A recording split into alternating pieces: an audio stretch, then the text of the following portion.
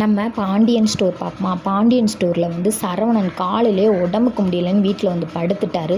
மயில் தங்கச்சியும் எதிர்த்த வீட்டில் தான் இருக்காங்க, குமாரோட ஒய்ஃபும். இப்போ என்ன நடக்குதுன்னு பார்த்தீங்கன்னா, மயிலுக்கு வந்து தான் வீட்டுக்காரை பார்க்கணுன்னு ஒரே ஆசை. வெளியில் வந்து நிற்கிறாங்க. அதை பார்த்த பழனிவேல் பொண்டாட்டி என்ன செய்கிறாங்கன்னா, வா மயில், நான் உன்னை உள்ளே கூப்பிட்றாங்க அப்படின்னு சொல்லி கூட்டிகிட்டு போகிறாங்க. பழம்லாம் கொடுக்குறாங்க. எல்லாமே முடிஞ்சிருச்சு. எல்லாம் முடிஞ்சதுக்கப்புறம் வீட்டுக்கு கிளம்புறாங்க. வீட்டுக்கு கிளம்பையில் என்ன நடக்குதுன்னு பார்த்தீங்கன்னா, சரவணனுக்கு ஃபோன் வருது. என்னையா இன்னும் டெலிவரி கொண்டு வரல, எப்போ தான் கொண்டு வருவீங்கன்னு சொல்கிறாங்க.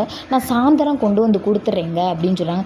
எப்பா மணியை எந்திரிச்சு பார்ப்பா, மணி 5:30 ஆச்சு. ஐயோ மணி 5:30 ஆச்சா, இந்த இன்னும் 1 ஹவர் 1/2 ஹவரில் கொண்டு வந்து தாரேன் அப்படின்னு சொல்கிறாங்க. சொன்னோனையும் கோமதி டீயாவது குடிச்சிட்டு போடா அப்படின்றாங்க. இவங்க வந்து வெளியில் ஸ்டார்ட் பண்ணி பார்க்குறாங்க. வண்டி ஸ்டார்ட் ஆகலை. வெளியில் நின்றுக்கிட்டு மயில் அம்மா அவங்க அப்பா எல்லாருமே இருக்காங்க. வீட்டுக்கு போகிறதுக்காண்டி கொடிகிட்ட சொல்லிட்டு போகிறதுக்காண்டி பார்த்திங்கன்னா, வண்டி ஸ்டார்ட் பண்ணால் வண்டி எடுக்கலை. அங்கேருந்து மயிலோட அம்மா, என் மூத்தவன் புருஷன் தான் சரியில்லை, பிள்ளையை விட்டுட்டு போயிட்டான், நீங்களாவது என் பிள்ளைய நல்லபடியாக பார்த்துக்கங்க, நான் ஓயாமல் என் பிள்ளைய பார்க்க வருவேன்னு சொல்கிறாங்க. சரின்றாங்க. அப்புறம் வண்டி ஸ்டார்ட் ஆகிடுது. சரவணன் போயிடுறாரு. அதுக்கப்புறம் பார்த்திங்கன்னா, அரசி இருக்கால,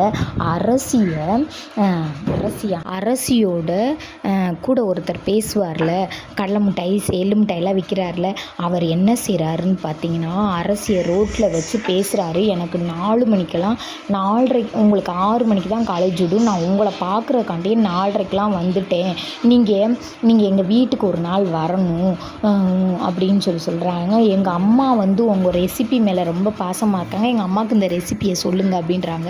உங்கள் அம்மா வர்றதுக்கு முன்னாடி நீங்கள் வாங்க, வந்துட்டு போங்க, இல்லை நீங்கள் அப்படியே எங்கள் வீட்டோடையே இருந்தாலும் எனக்கு எந்த ஆட்சேபனையும் இல்லை அப்படின்றாங்க.